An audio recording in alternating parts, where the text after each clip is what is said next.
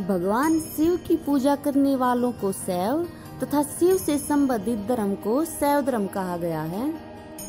यह भारत का सबसे प्राचीनतम धर्म माना गया है।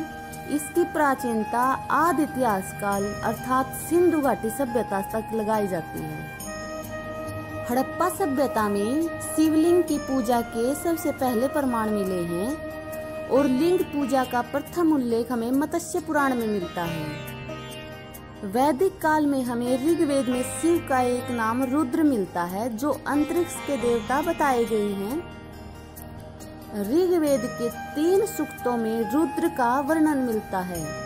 उत्तर वैदिक काल में आकर तैत्तिरीय संहिता में इनका नाम शिव प्राप्त होता है।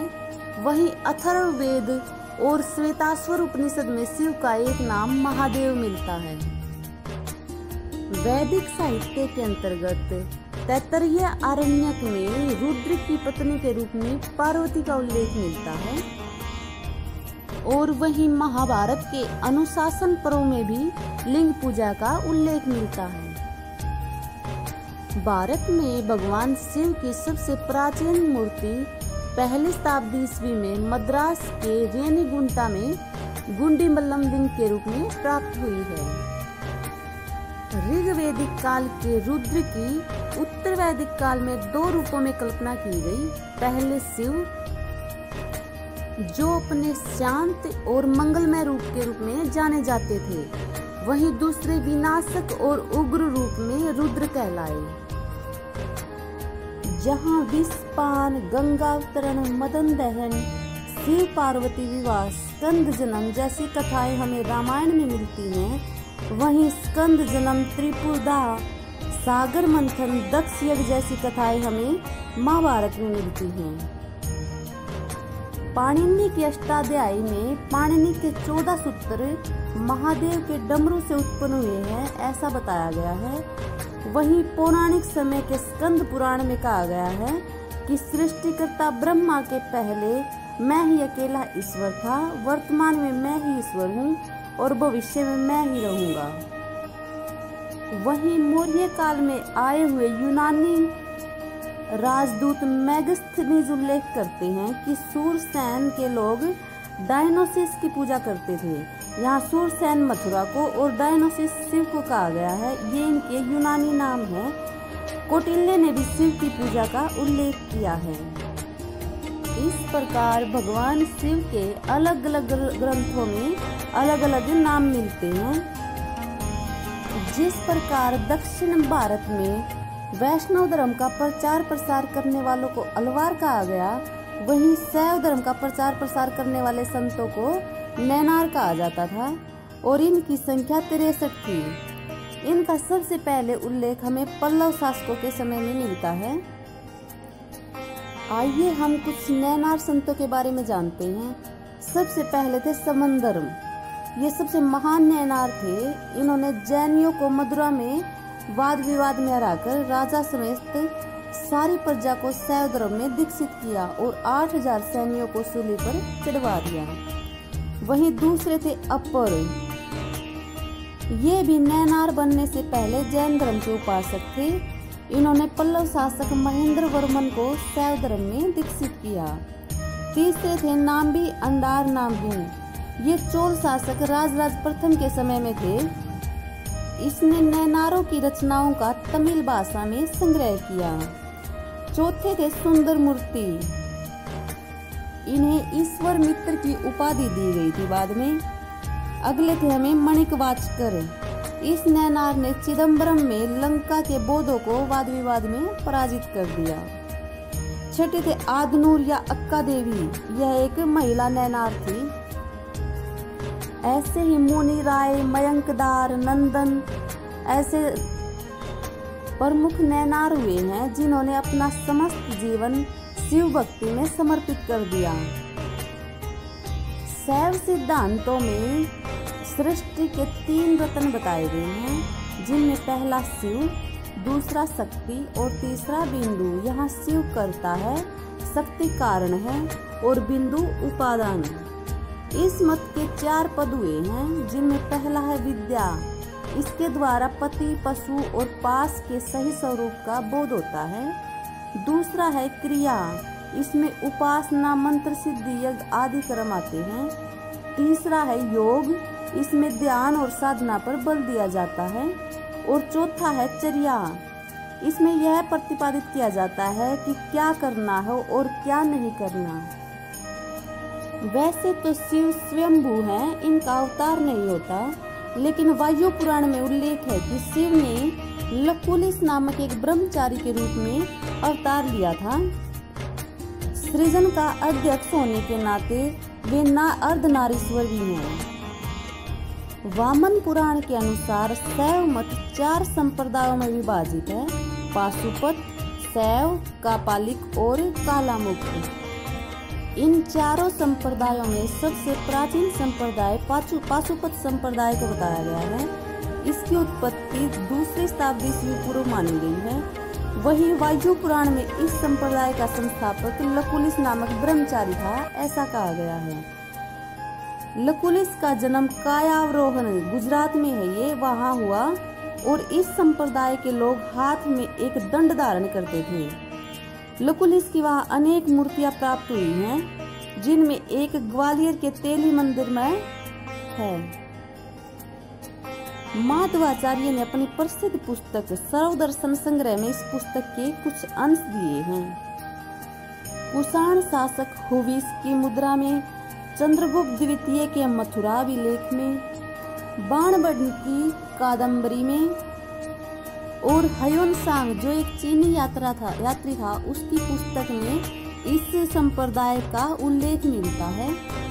बाणभट्ट के अनुसार इसके अनुयायी अपने मस्तक पर भस्म पोतते थे और हाथ में रुद्राक्ष की माला धारण करते थे। महेश्वर द्वारा रचित पाशुपत सूत्र और वायु पुराण में इस संप्रदाय के सिद्धांतों का ज्ञान होता है, जिसमें 5 पदार्थों की सत्ता स्वीकार की गई। पहली कार्य, इसके अंतर्गत जड़ और चेतन सभी चीजें आती थी। दूसरा कारण, शिव ही सभी वस्तुओं की सृष्टि और संहार का कारण है। तीसरा योग, इसके द्वारा चित्त के माध्यम से जीव और परमेश्वर में संबंध स्थापित होता है। चौथा है विधि, वह साधन जिससे जीव को महेश्वर की प्राप्ति होती है। और 5वां है दुखांत, शिव के अनुग्रह से सब जीवों को मुक्ति मिलती है और उसके दुखों का नाश होता है।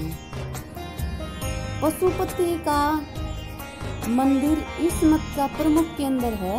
यह नेपाल के काठमांडू में है। इस धर्म के अनुयायियों को पंचार्थिक कहा जाता था और पाशुपत सूत्र इस संप्रदाय की सबसे प्रसिद्ध पुस्तक है। ऐसे ही दूसरा संप्रदाय था कापालिक। इस संप्रदाय के लोग शिव को भैरव के रूप में पूजते थे। इस मत के अनुयायी सुरा और सुंदरी का सेवन करते थे, मांस खाते थे, नर मुंडों की माला धारण करते थे। जैसा कि संप्रदाय के नाम में ही है, कापालिक अर्थात ये हमेशा कपाल रखते थे, उसी में खाते थे, उसी में पीते थे, उसी में मदिरा का सेवन करते थे। इनका विश्वास था कि ऐसा करने से इनके ज्ञान की शक्ति तीक्ष्ण होती है, अर्थात तेज होती है। बहुभूति के मालती माधव नाटक से पता चलता है कि श्रीशैल नामक स्थान कापालिकों का प्रमुख केंद्र था। तीसरा संप्रदाय था कालामुख संप्रदाय। इस संप्रदाय के अनुयायी कापालिकों के ही वर्ग के थे, किंतु उनसे भी अतिवादी और भयंकर प्रकृति के थे। अतिमार्गी होने के कारण शिव पुराण में उन्हें महाव्रतधर कहा गया है। इस संप्रदाय के अनुयायी अपने शरीर पर शमशान की भस्म रमते थे। माधव की पुस्तक शंकर दिग्विजय में कापालिकों का प्रमुख केंद्र उज्जैन बताया गया है, जबकि मालती माधव में इसके संस्थापक अघोरजन्य को बताया गया है, जिनका प्रमुख केंद्र के रूप में श्रीशैल को बताया गया। इस संप्रदाय में नरबलि की प्रथा प्रचलित थी। चौथा संप्रदाय था वीरशैव, जिसे लिंगायत संप्रदाय भी कहते हैं। इसके संस्थापक वासवराज और चिन्नावासों को बताया गया है। इस संप्रदाय के उपासक शिवलिंग की आराधना करते थे और उसे चांदी के संपुट मतलब डिबिया में रखकर अपने गले में धारण करते थे।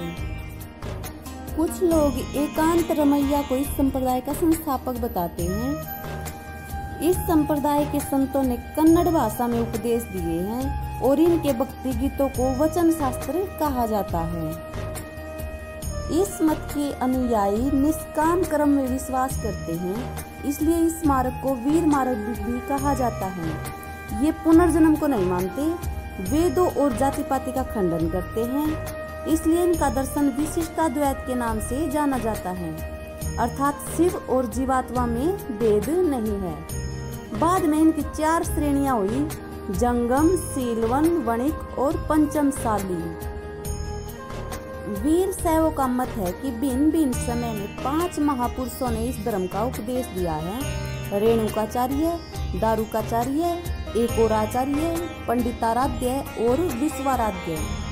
लिंगायतों ने रंभापुरी, जिसे मैसूर कहते हैं, उज्जैन, उखीमठ है केदारनाथ, श्रीशैल और काशी में अपने सिंहासनों की स्थापना की है। शून्य संपादन लिंगायतों का मुख्य धार्मिक ग्रंथ है।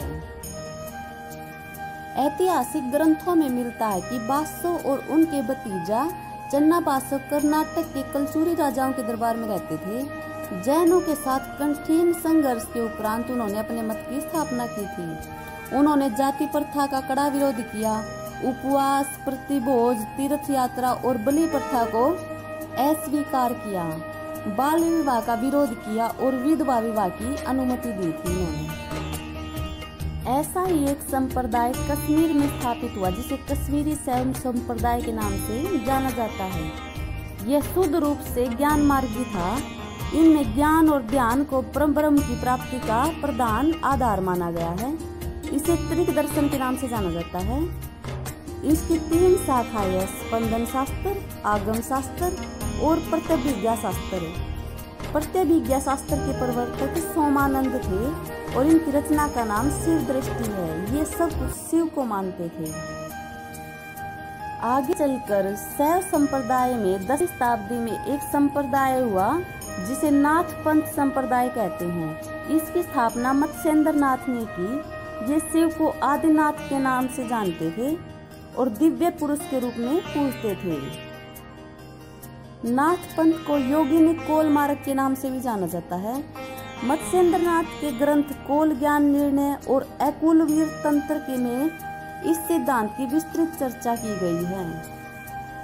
इस सिद्धांत के अनुसार शिव का नाम अकु है और उसकी शक्ति का नाम कुल, और इन दोनों के संयोग से सृष्टि होती है। ऐसी स्थिति में इस साधना का समस्त कार्य स्त्री को साथ में रखकर संपन्न किया जाता है। मत्स्येंद्र नाथ की यह साधना वज्र यानी बोधों की साधना के समान लगती है, इसलिए मत्स्येंद्र नाथ को अवलोकितेश्वर, जो एक बौद्ध अवतार हैं, उनके रूप में जाना गया है। तिब्बत में इन्हें सिद्धलुईपाद के रूप में जाना जाता है। इसी संप्रदाय में आगे गोरखनाथ आते हैं 11वीं शताब्दी में, जिन्होंने नाथ संप्रदाय का प्रचार प्रसार किया, परंतु इन्होंने स्त्रियों के प्रवेश का विरोध किया है और उनके संयोग और संसर्ग से साधना संभव नहीं, ऐसा कहा है। इन्होंने जीवन की पवित्रता पर बल दिया है। उसके अनुसार शिव ही परम तत्व है। जब उसकी सृष्टि की इच्छा होती है तब यह शक्ति के रूप में परिवर्तित हो जाता है। इनलिए हठ योग और सहजयान योग का तत्कालीन समाज में तीव्रता से प्रचार हुआ है। योग मार्ग और गोरक्षा सिद्धांत संग्रह इस ग्रंथ में सिद्धांतों का वर्णन मिलता है। शैव धर्म का प्रसार धार्मिक जीवन के साथ साथ राजनीतिक जीवन में भी देखा जाता है। गुप्त काल में शैव धर्म अत्यंत उन्नत अवस्था में था। कालिदास के रघुवंशम में पार्वती परमेश्वरों की वंदना के साथ यह महाकाव्य शुरू होता है और कुमार संभवम महाकाव्य, जिसमें स्कंद जो शिव के पुत्र कार्तिकेय हैं उनके जन्म का वर्णन मिलता है। इसी ग्रंथ में कालिदास ने 3 ज्योतिर्लिंगों का वर्णन किया है। खीरी लखीमपुर के गोला गोकर्णनाथ, उज्जैन के महाकाल और काशी के विश्वनाथ। चंद्रगुप्त द्वितीय का मंत्री वीरसेन शैव धर्म का अनुयायी था। इसने उदयगिरी पर्वत पर शैव अनुयायियों के रहने के लिए एक गुफा का निर्माण करवाया। ऐसे ही गुप्त वंश के शासक कुमार गुप्त ने अपने सिक्कों पर मयूर पर बैठे कार्तिकेय को दर्शाया गया है। वहीं नचना कुठार में पार्वती मंदिर और बुमरा में शिव मंदिर का निर्माण करवाया। समुद्रगुप्त के समय में भी प्रयाग प्रशस्ति में शिव की जटा से गंगा निकलने का उल्लेख मिलता है। गुप्त काल में शिव के नाम पर जुलूसों का भी आयोजन होता था, जिसे देवद्रोणी कहा जाता था। गुप्त काल में हरिहर की अनेक मूर्तियां प्राप्त होती हैं, जिसमें हरि का तात्पर्य विष्णु और हर का तात्पर्य शिव से लगाया जाता है। ऐसे ही गुप्त काल में ही त्रिमूर्ति के रूप में ब्रह्मा, विष्णु और शिव की उपासना प्रारंभ हुई। एलिफेंटा की त्रिमूर्ति इस प्रकार की प्रसिद्ध मूर्ति है। आगे चलकर 619 ईस्वी से पहले हर्षवर्धन शैव धर्म का अनुयायी था। उन्होंने काशी में शैव धर्म का प्रमुख केंद्र स्थापित किया और 100 से अधिक शैव मंदिर बनवाए। उसी के समकालीन शासक गौड़ नरेश शशांक और कामरूप के भास्कर वर्मा ने भी शैव धर्म को अपनाया था। राजपूत काल में भी उज्जैन और काशी प्रमुख शैव धर्म थे। परमार वंश के राजा भोज भी शैव धर्म के अनुयायी थे। चंदेलों के समय में भी दंग ने कंदरिया महादेव मंदिर का निर्माण करवाया।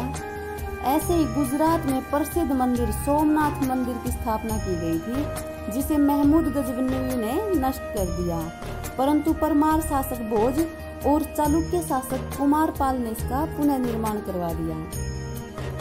शैव धर्म से प्रभावित होकर चालुक्य शासक जय सिंह सिद्धराज ने सोमनाथ जाने वाले यात्रियों से तीर्थ यात्रा कर लेना बंद कर दिया था। इस प्रकार हम कह सकते हैं कि शैव धर्म ने भारत के हर क्षेत्र, राजनीतिक, सामाजिक, धार्मिक क्षेत्र को प्रभावित किया है और आज भी एक बहुत बड़े हिस्से पर यह धर्म फैला हुआ है। इसका प्रचार विदेशों में भी बहुत ज्यादा है।